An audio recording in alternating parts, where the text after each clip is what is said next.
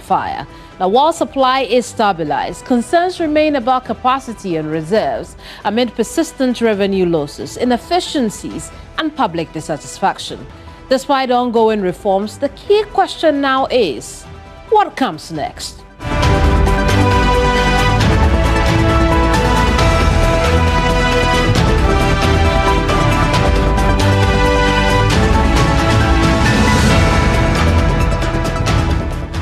I am Kemini Amanor, and this is Hot Issues. My next guest is the man who may or may not have answers to your pressing power questions.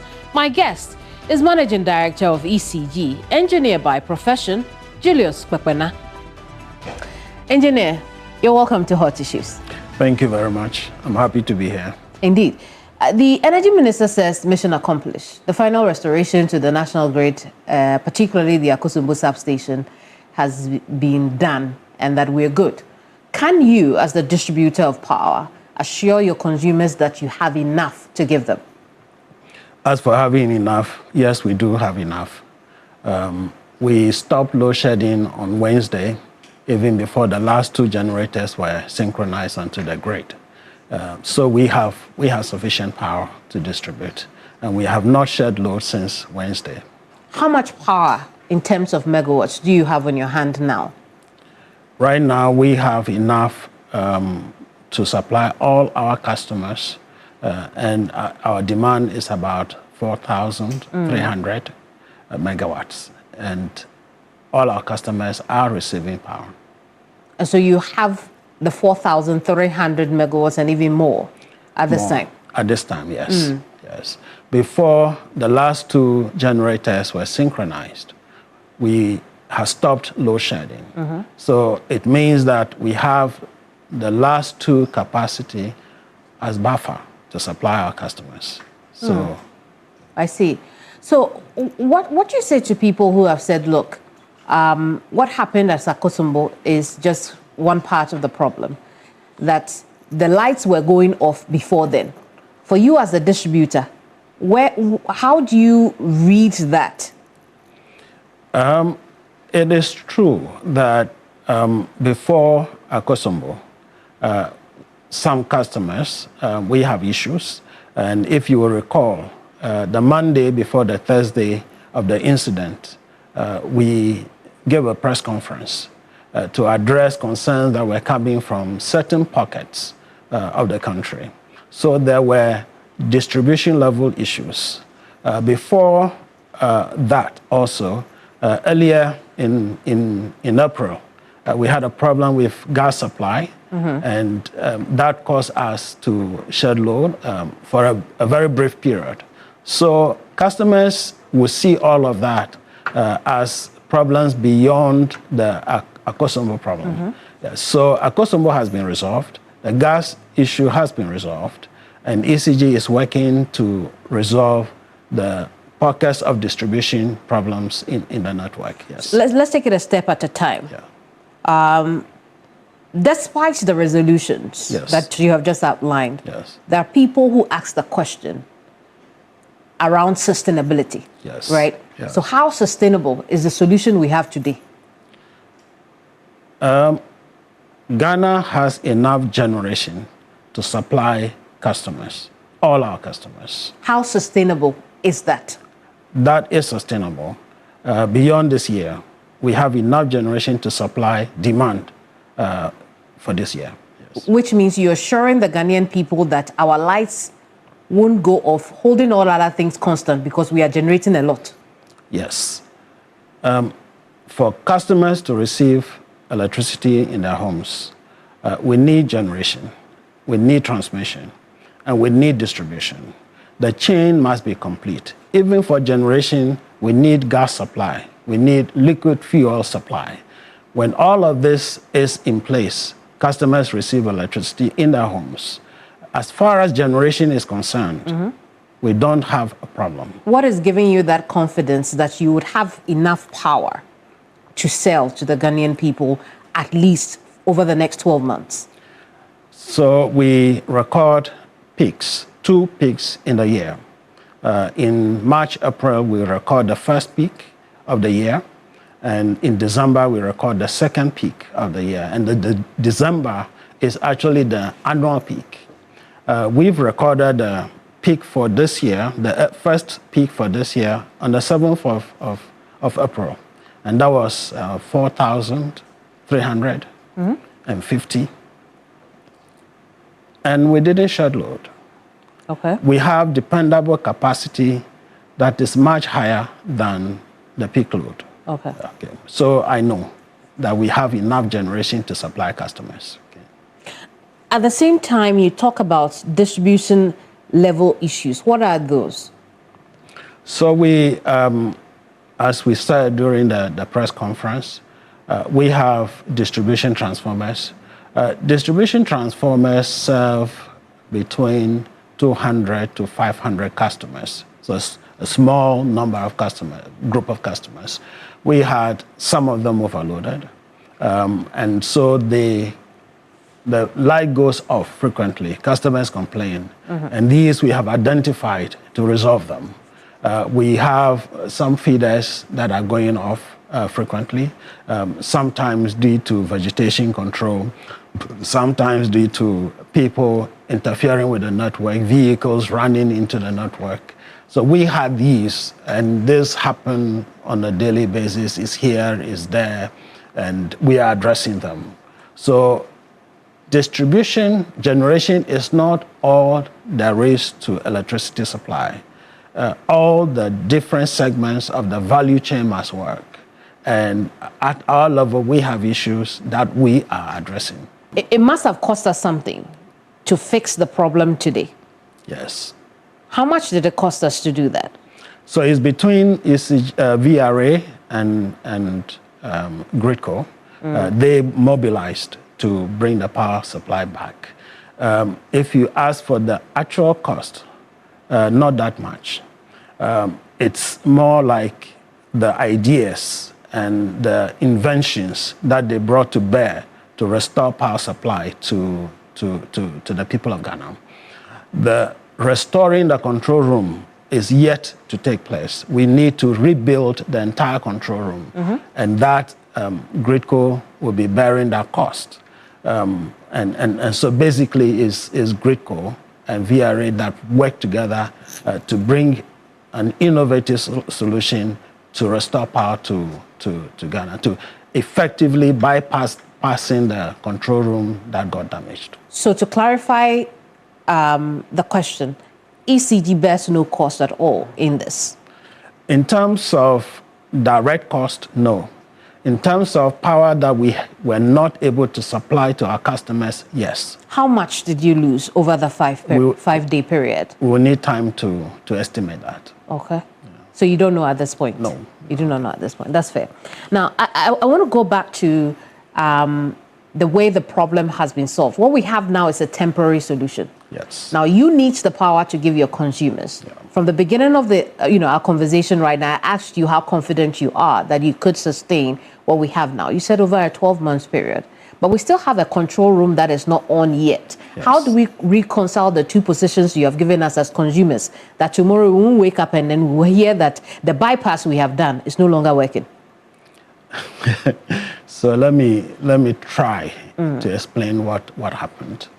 Akosombo, as the dam, is operated by VRA. It has its own control room. Then the switchyard or the transmission system has its own control room. What's happened now is that the transmission system has lost the control room. And to bring power back, we could not wait to rebuild the entire control room to restore power to Ghanaians. So the engineers extended the control room, the functions of the control room at the power plant, which belongs to VRA, extended it to cover the transmission. So we have sufficient protection there to supply power. When the new control room is built, then that work will be reversed, that VRA will be responsible only for the power plant and the control of the power plant. And Gridco will take over the control of the transmission, the substation there. Which means that despite the situation being a bypass and a temporary one at that, yes, there's still a foolproof. It is capable of supplying power to Ghanaians. It is capable. Yes. It is capable. Let's come back to issues that deal. So in power system, you will always want to have what we call redundancy. Okay. So what happened now is to use one control room, which was more like a redundant feature for the transmission system to oversee the work of the transmission system. Yes. Right. Let's come back to issues that deal directly with ECG, the distribution level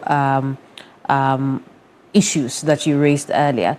Now, one of the things that we've seen you do now prior to the Akosombo substation fire is that you were changing transformers across the country. Yes. Have you concluded that exercise? No. Okay. So we estimated that we need 2,500 transformers. We started that exercise from the beginning of April. We have installed about 200 on the ECG side. NETCO is also installing transformers in their part of the network. You know, NETCO serves the northern part of the country and we serve the southern part of the country. So together we have this program to replace transformers. And so far, we've done 200, but it's a program that is ongoing. I see. This 200 is a fraction of the 2,500 you want to do. Absolutely. So for consumers, is this also a sign that intermittently we are going to lose power supply because of these infrastructure upgrades? So we need to separate what we are calling infrastructure upgrade from the replacement of transformers. Okay. We have transformers that got damaged, either through overload or natural failure. They got damaged. We are replacing them. Some of them we were able to transfer the customers they supplied to adjacent transformers and in turn overloading those ones. So we need to install them back and transfer the customers back to the new ones. Some of them, because they got damaged through overload, we are putting higher capacity transformers there so that customers can have stable voltage. In addition to that, we are upgrading the whole distribution network. So we need to separate the two. The installation of the transformers is immediate. The installation of the transformers, the injection of transformers or replacement is immediate and will resolve most of the customer's problem, The reinforcement is actually working towards next year and the year after. In fact, we said that what we are experiencing today is a result of failure to invest the years before, several years before. And if you don't do that, you can manage this year. If you don't invest this year, you may be able to manage this year and maybe the year after. But is it really the case that there haven't been investment in our infrastructure in years past? For a very long time. How long? When I came back to ECG last year, all the projects that we were implementing have stalled. All of them. Like which ones? So I can give you examples. The people of Mpoho recently wanted to demonstrate against us. The project to resolve that problem, the contract was signed in 2016. It still has not been completed. It has stalled. I have projects that were signed in 2019, in 2020, that have stalled. I have projects in Kumasi that have not been implemented and should have been implemented and closed in 2023, 2024. They stalled. No, almost all our projects that I came to meet have stalled years before I came in. What's the nature of these projects? Most of them is to reinforce, in other words, to build the capacity of the network to supply customers reliable and stable power. I see. So if you take the Mpoho one, it is when you are moving electricity over long distances, it is better to do it at higher voltages than lower voltages. When you do it at lower voltages, the losses go up. But then voltages that customers experience, what actually powers the equipment, is too low to power the equipment. So the area we were transmitting electricity at 11 kV. The project was to change from 11 kV to 33 kV. That way, customers will experience good voltage. And the areas where we have changed so far, experiencing good voltages, and they don't have any problem. I see. But the ones that are left to be done, they are the ones who are complaining.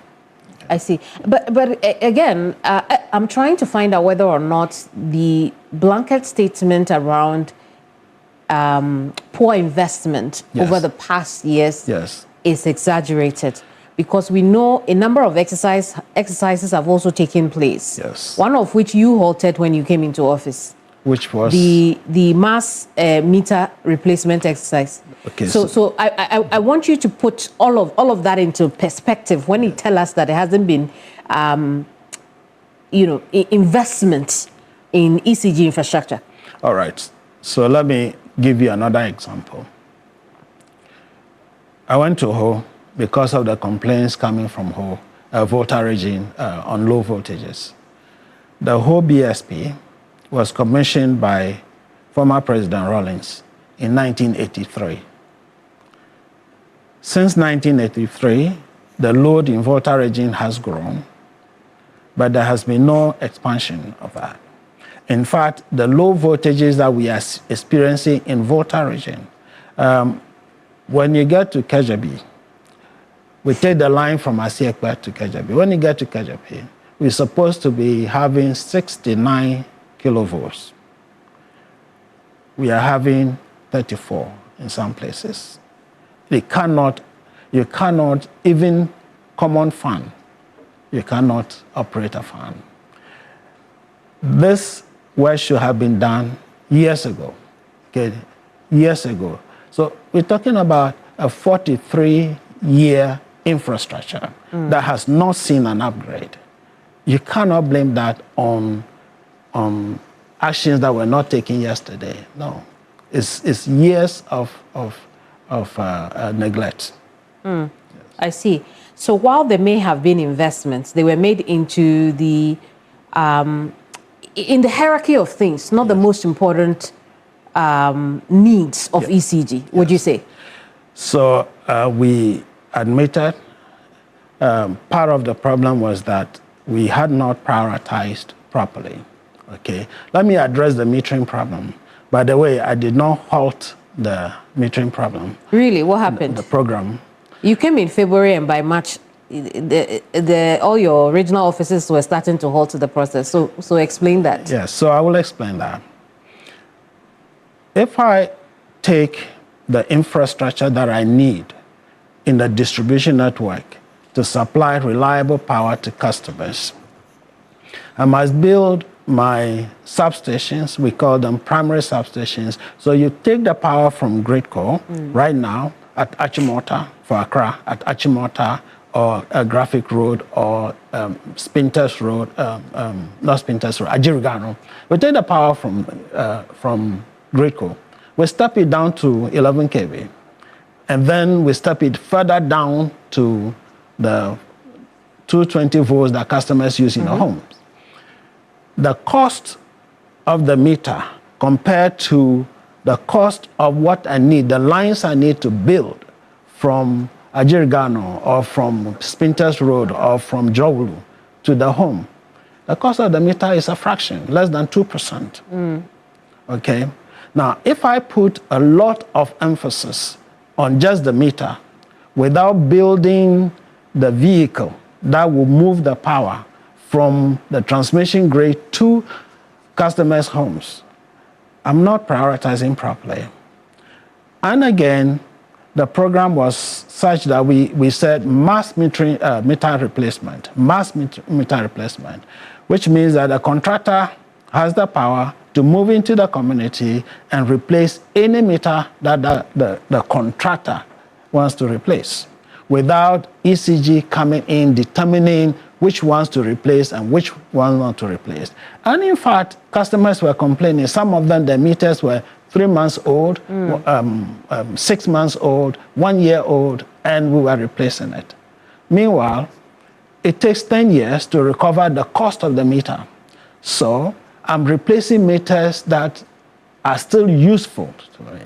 So all I said was, we are stopping mass meter replacement. We are focusing on new meter applications, customers who are applying fresh. We are focusing on that. We are focusing on obsolete meters, meters that have outlived their usefulness. We are focusing on faulty meters. If the meter is faulty, I should focus on that. And the fourth one, customers that ECG had placed on what we call flat rate.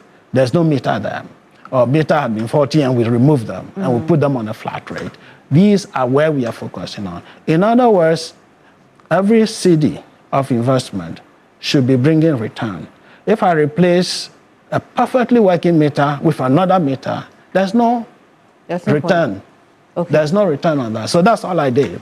So the program was not stopped, but how the program was structured was refocused. Okay. Absolutely. So then it means that the meters we had already imported are not going to waste. No. They are being absolutely. We are redirected to other places that need them. Yes. As new meters. Yes.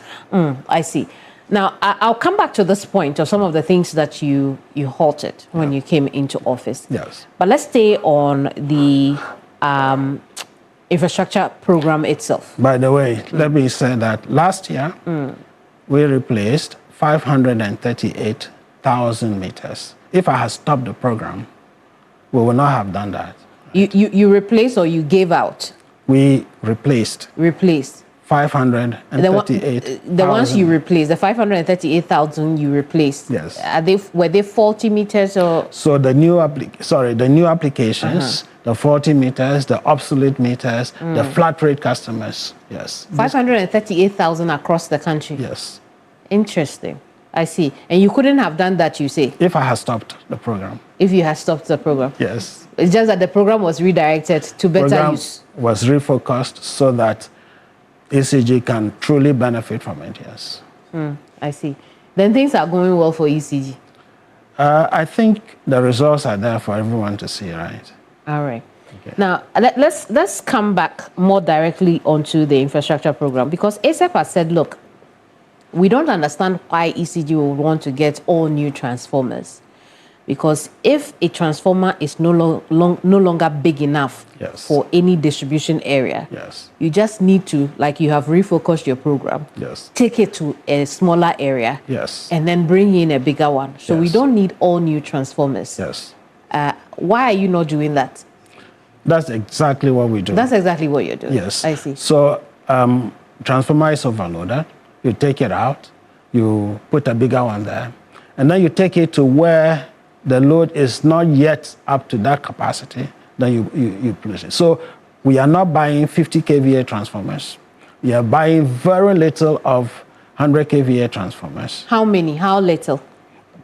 I need to look at the figures, but for 11 kV, 100 kVA transformers, we are not buying any at all. We are not buying anything. We are buying a few of 100 kVA, 33 kV transformers, and buying what we actually focus on: 200 kVA, 33 kVA transformers, 33 kVA transformers, and 200 kVA, 315 kVA, 500 kVA, 11 kVA transformers. I see, but you cannot give us the exact details. The exact details. The breakdown I cannot give you at this time. And all of these purchases fall between your over 3 billion CD budget. Within that, okay, I see. Now, and we are also receiving support from the Ministry of Finance and Ministry of Energy. So they are also buying transformers and giving to us. In fact, we are picking up about almost 200 transformers from Ministry of Energy. We started that yesterday. So it's not only ECG budget, but Ministry of Finance, supporting Ministry of Energy to also buy and give to us. Since you have preempted my question, let me stay on that, right? Yes. How much of this 3.46 billion is coming from ECG? So if you take our budget this year, is about 1.8 billion. We may revise it, but for now, what we have been authorized to buy is about 1.8 billion. Which way would the revision go, upward or downward? It may go up a little, but not too much. And again, just so I understand, this 1.8 billion is your component of the 3.46 that we need for the infrastructure program? For this year. For this year alone? For this year alone. And if you see the program, we have reinforcement work that will go beyond this year. Okay, so that will go into next year's budget.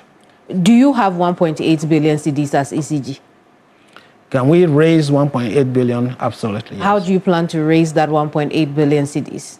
All right, so as part of our statement to the press, we indicated that government has made changes to the cash waterfall mechanism.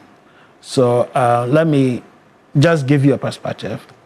Last year, February, the very first one, when we decided that we were going to comply, we were given 44 million Ghana cedis, ECG. You were given? That's what came to us. From the state? From the cash waterfall. Oh, no, from the CWM? Yeah. Okay, all right. Right. Now, that was not enough even for operational. Okay. And then that was increased to 250, and it's been increased to 270, to 300, and last month, for April, we're getting 370. So increasingly, the government has been working to make sure that ECG is whole enough to work. And in February, Cabinet directed that 20% of all our collections should be ring-fenced, should be given to ECG. And out of that 20%, 3 percentage points will be ring-fenced for investment. So we are which making is why you got the 370 million. What do you think contributed to the success of your raking in increase in revenue month on month? Let me say that we have had the support of the staff, and everyone wants to see a different ECG, not just me. The union has been supporting us. Everyone wants to demonstrate that ECG can do it. And we see that manifest every month. ECG can do it, ECG can do it. In fact, last year, our highest collection, we achieved that through what we call mass revenue mobilization. So we mobilize everybody, go, let's collect. This year, I challenged them, the customer services that is responsible for revenue. I said, look, let's achieve and outperform last year without mass revenue mobilization. And this year, we haven't done any mass revenue mobilization, and yet we are collecting more than last year. And we may do mass revenue mobilization, but only as a check to see whether we are achieving the efficiency that we need to achieve without mass revenue mobilization. And we are getting there. So let me say that the staff now are believing in themselves that they can do it. They want to demonstrate that, and they are doing it. To what extent is this revenue increase because tariffs have gone up? Partially because tariffs have gone up. I cannot say that tariffs have not gone up. So tariff went up. But tariffs have also decreased. No, so beginning 1st April, tariff decreased. For the first time? Not necessarily. Tariffs have decreased. When was the first time it decreased? When was the other time that tariffs went down? If I recall, 2017, we had a 17.5%. No, I'm talking about the window 2025 till now. Yes, for the first time. For the first time. Since 2025, yes. Right. Yes. So that cannot be a part of the debate where you tell us that tariffs have also decreased. No, because the truth is that there has been a consistent and steady rise in tariff. there has been, but I'm making a point. Okay. That this month, April, we are in May now, April, tariffs went down, and yet ECG recorded about 2.5 billion. Sorry, 2 billion. 2 billion. 2 billion, yes. So tariffs have been part of that, but efficiency has also been part of that. For instance, we did an analysis of the first 14 weeks of the month, of the year, compared to the first 14 weeks of 2025. Right. And we've recorded 32% increase. Year on year. From year on year. Now, tariffs have not gone up 32%. So there has been efficiency involved. Clearly, yes. But I want us to do the math, Yep. right? You need 1.8 billion for this year alone. Yeah. That's the budget, which you say that could be upwardly adjusted. If depending we on continue to show this performance, then we will have expected inflows will go beyond the 1.8. Okay. So if your budget is 1.8 billion, Yes. you need that money also for the infrastructure projects that you're talking about. Yes. Now, the reason I asked about how you are, whether or not you have that money, Yes. and you said you would raise it, telling us that you don't have it right now. Yes. Is that correct? Yes. Okay. And- Let's get to the point that I'm driving at, Yeah. right? You are only getting 20% back of the monies you raise. Is that correct? Of the revenue, yes. Of the revenue you Yes. raise. Okay. You also have operational costs on your hand. Yes. So how are you going to balance that operational cost and then also raising the money you need Yes. for your project? Oh, okay. So let me explain that. For an infrastructure business like ECG, you don't finance your capital investment solely from your inflows. Right. Okay, you borrow money and you spread that cost over a long period. Okay, so you borrow. So part of what we plan to do is to borrow money to invest, and then the tariff allows you to recover that over a long period. For instance, if I build a substation, the depreciation period for that is 40 years. In other words, that it allows me to recover the cost of that substation over a period of 40 years. No, so I don't build a substation and plan to recover the cost of that in 1 year's tariff. That's not how it works. Businesses borrow and then they pay the interest over time. How much does ECG plan to borrow? We are working on that. No, if you ask me, we put a figure out, and actually we have written for that. We put a figure out, but the banks will have to do the due diligence and then tell us how much we can borrow, depending on ECG? forecast. I see. Yes. But you know how much you need for the project, So and you want to borrow. yes, But you cannot tell us at this point how much you're asking for. I'm asking banks. for $500 million. $500 million. Yes. Is ECG credit worthy for $500 million? So again, let me explain it. ECG, if you take our books right now, you might think we are not creditworthy because we owe a lot of people, right? But ECG is owned by the government. So people still want to lend you money. Banks want to lend you money. In fact, last Thursday, I had another bank in the office asking that they want to do business with ECG. So we are owned by the state, by the people of Ghana. And because of that, the banks and the financial institutions have confidence in the people of Ghana to pay back. So ECG is lucky to be a government institution. Otherwise, you can't get $500 million from the credit market. If ECG were not state-owned, we would have been bankrupt long ago. Yes. I see. And we are not changing that. We are working on that. As the new MD of ECG, how well do you think you have brought ECG to the point where it is not bankrupt? So before we came in last year, I think everybody knew where ECG was. The news about ECG, the status of ECG, everybody knew that, right? Last year, February, the finance minister described the power sector as the greatest risk to the economy. Today, nobody is talking about that. ECG has stabilized finances in the entire sector, not just for ECG. Electricity flow from the power plants to ECG, but the money flows from ECG back. And if that money is not flowing as it was in the past, it imperils the entire economy. So, and I think you can see what ECG has done, stabilizing, supporting the cash flow in the sector and stabilizing the economy. It's not my work, it's the finance minister has done a great job.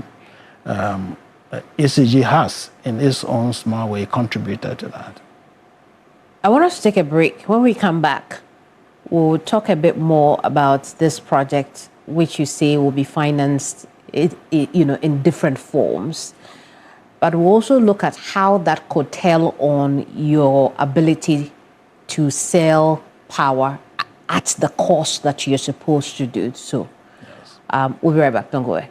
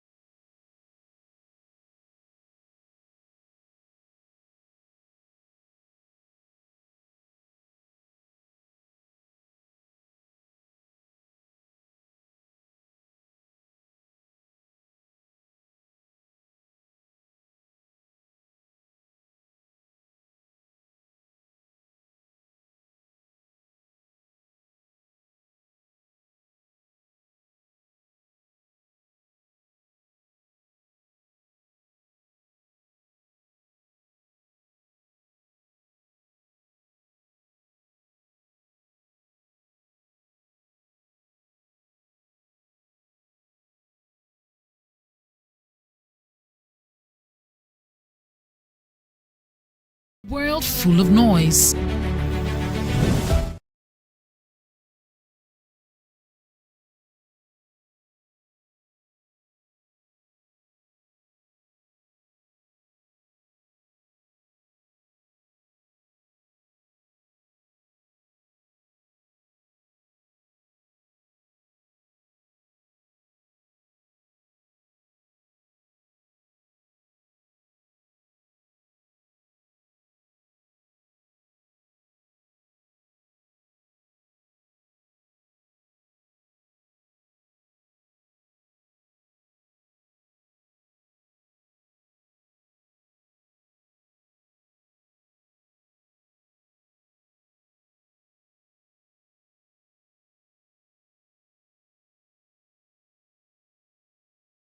He is Managing Director for Electricity Company of Ghana. Thank you so much for your time this afternoon. Thank you. The project we have talked about is about 3.46 billion cedis. Yes. And you are hoping to raise $500 million from the credit market. Explain that to us. What else would you be using the money for? Explain. So, ECG owes some people. And we also have projects that we are implementing. Again, you've seen the figures. So part of that will go into paying some of what we owe, and part will go into real work in the network. I see. Let's talk about how all these investments could reflect on pricing. Yeah. What should the Ghanaian people expect? So last year, we had a major tariff review, and that tariff review is for a 5-year period. We call it a MITO. So between now and 2029, 2030. So the investment program, ECG's investment programs have already been factored into that tariff approval. What we may see is the quarter-to-quarter adjustment, which may go up or down. And you can see that we started the 5-year period from January 2026, but in April, it came down. So it takes into account variables that are beyond ECG's control or the utilities control, like the price of fuel on the international market. It also takes into account exchange rates.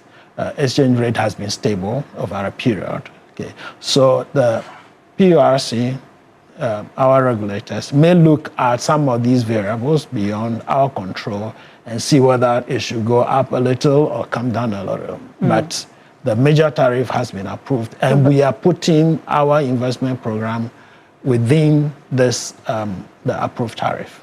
I see. And when you say the major tariff has been approved, you're referring to the multi-year? The multi-year that was passed last year, right, effective January 2026.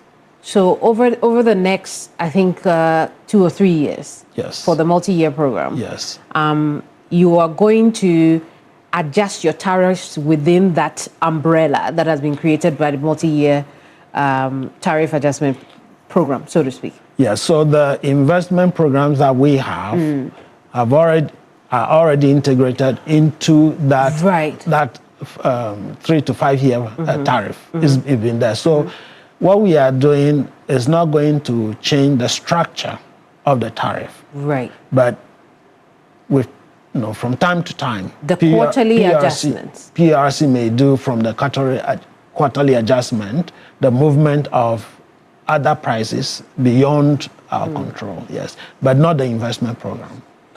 Let's touch a bit more on the efficiency, because it connects to pricing. There are those who have said that, look, let's deal with the over 30% commercial losses that we have in our distribution line. Yes. What have you done in that respect?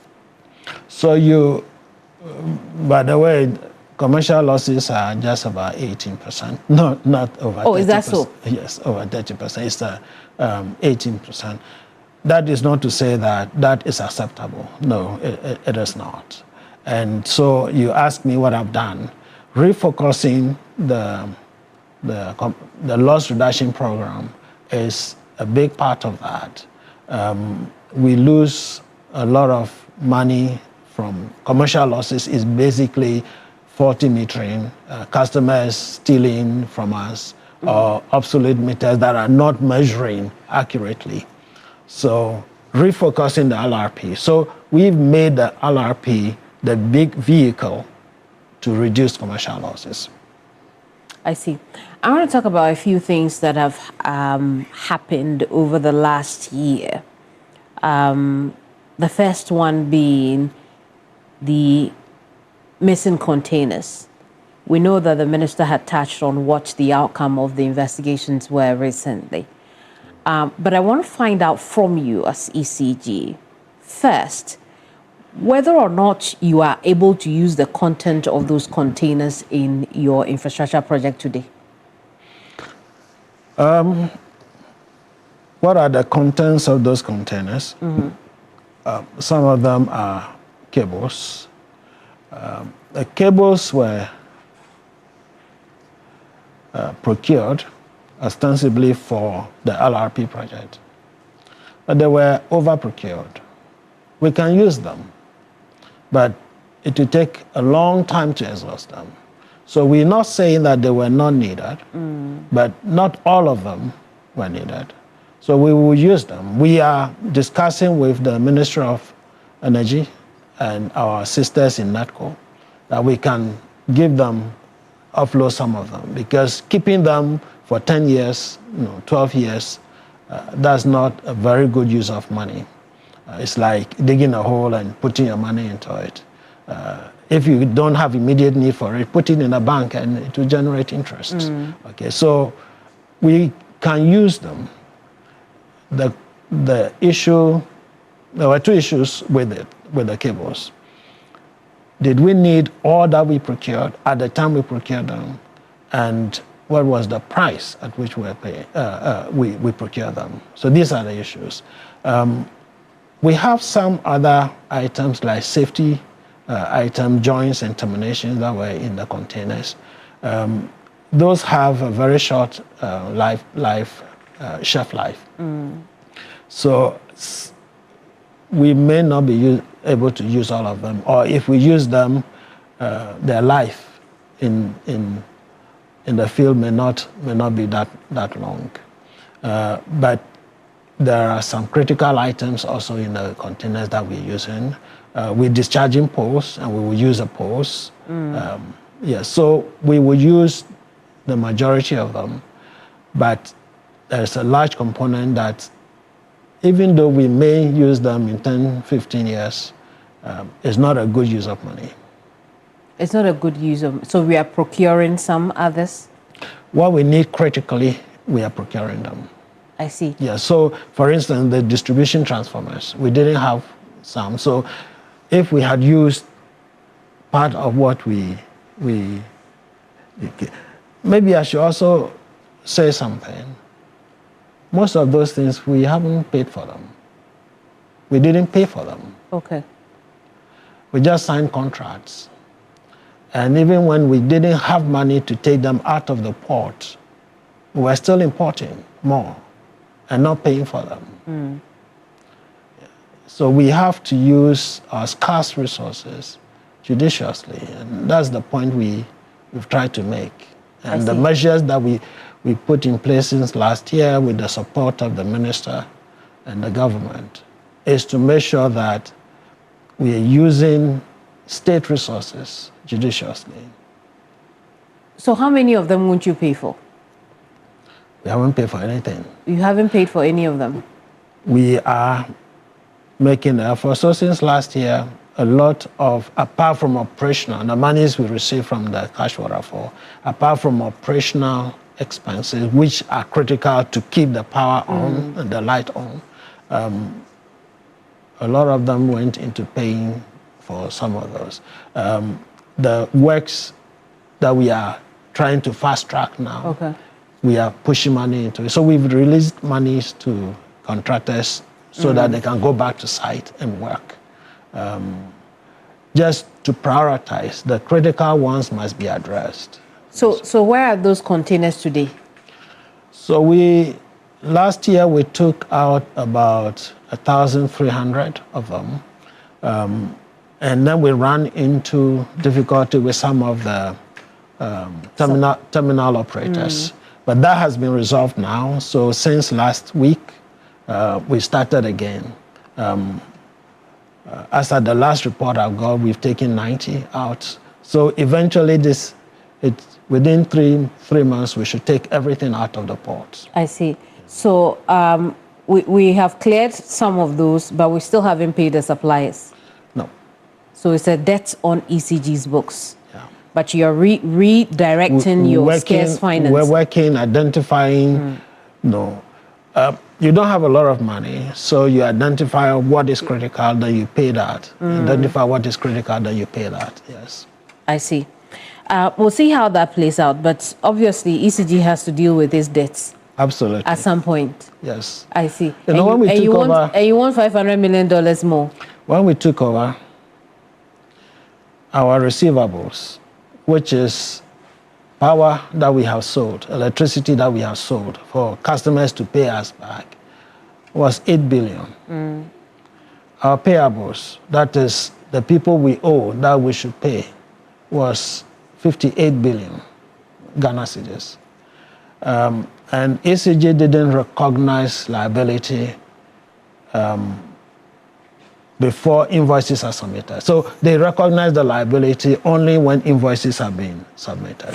So if you take the fact that the liability is created in a contract, now the moment you sign a contract, you've created liability for yourself. If you do that, the gap between our receivables and payables was about 70 billion Ghana cedis. That's the debt, the whole that was left for us. I see. And how much of that has been paid so far? I have to work out the figures. Okay. All right. We'll move away from the debts since we will not get the figures, immediately. I want us to talk about the 202 contracts worth over $200 million that were terminated. Obviously, we have been told that it saved us some $200 million plus, right? In liability, yes. Yes. So have you re-awarded any of those contracts? I will have to check.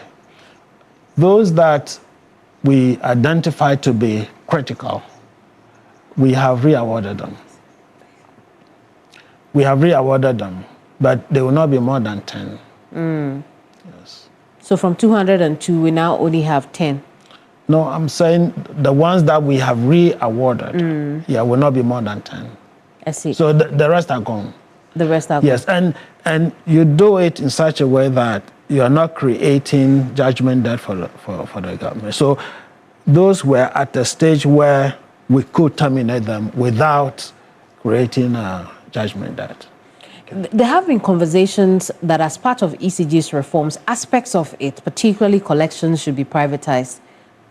What do you think about that as MD? So I'm a government employee, and my work is to implement government policy as far as ECG and the power sector as a whole is concerned. So I implement government policy.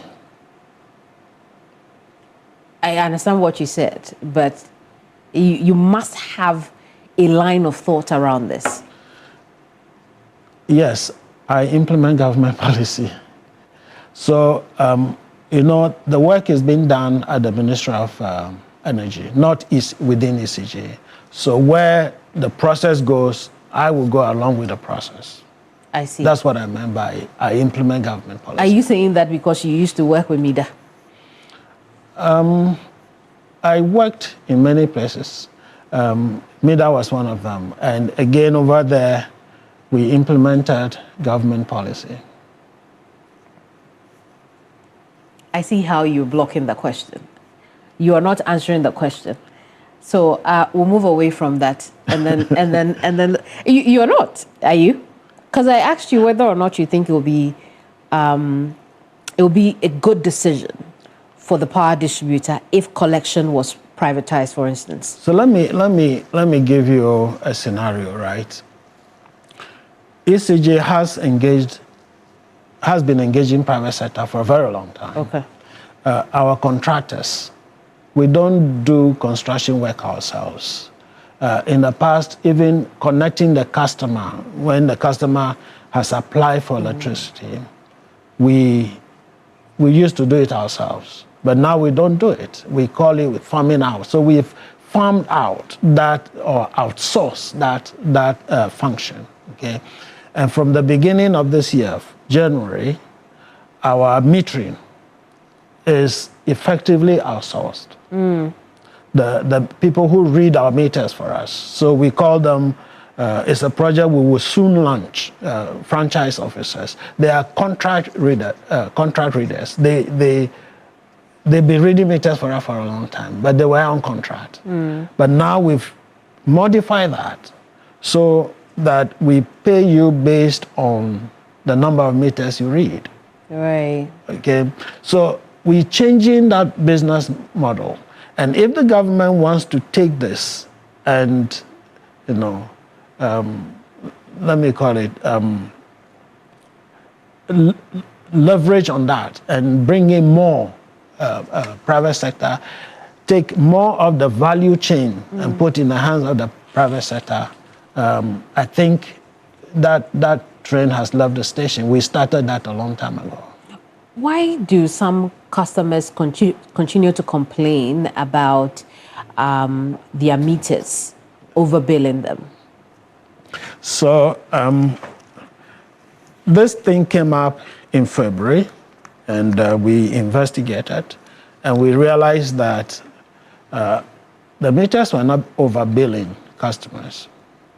So we talked about obsolete meters and the problem with them and why we lose money. We said we are losing commercial losses through the obsolete meters. The problem with them was that when we broadcast a new tariff, and as you said, tariffs go up more than they come down. So tariffs go up and you broadcast it. We broadcast it like a TV, you tune in and then you have the reception. Because we still have dead zones in our communication network, those meters do not update. And if they don't update, they will be on the old tariff. The meter is working perfectly, but it's using a different tariff than the tariff that is prevailing at the time. And when we went to the field, I will give this example. We saw meters that were on 2021 tariff. Now, and we told the customers, we change this to today's tariff, you're going to see a 6-time jump in the rate at which the unit that you buy is consumed.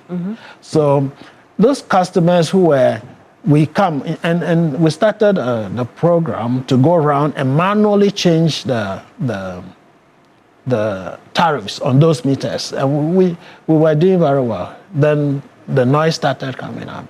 Those who saw that, they were actually cheating ECG, in quote. It's not their fault, so we cannot say that it's cheating, but they were cheating ECG, and when the problem is corrected, they think ECG is rather cheating them. I see. But those we engage, we explain it to them, and they understand. So ECG was not overcharging. ECG had been undercharging until the problem was corrected. And then the customers, they think that ECG is rather cheating them. The PricewaterhouseCoopers report on ECG's performance, you couple that with these contracts that were terminated for one reason or the other, the issue around the over 2,000 over-procured electrical materials for ECG. Who has been held accountable so far? I believe, okay, so in ECG, I have control over those who are still within ECG and who took action to commit us. Okay. But those who have left, I don't have, okay, so that's within, let me call it the remit or the mandate of the government and Attorney General. And I think they're working on that. Are you by that telling us that those who still work within your We've taken some actions were taken? What kind of actions were taken? They were removed from the schedule. Okay. Some of them were asked to move out. Yes. How many? So right now we have 3 people. Yeah. 3 people were responsible for all these things? Senior people. 3 people? We will not say most of them. Most of the people are no more in ECG. Oh, I see. I see. So then that leaves your ability to handle. Those within, yes. So those outside who have left and no longer with ECG, I don't have any mandate over that yet. I see. Now, just before we go, I want to look at the efficiency we've talked about because the numbers look good. You tell us month on month we're seeing increased revenue inflow for ECG. This efficiency, since you took office, how much has it cost you to be this efficient?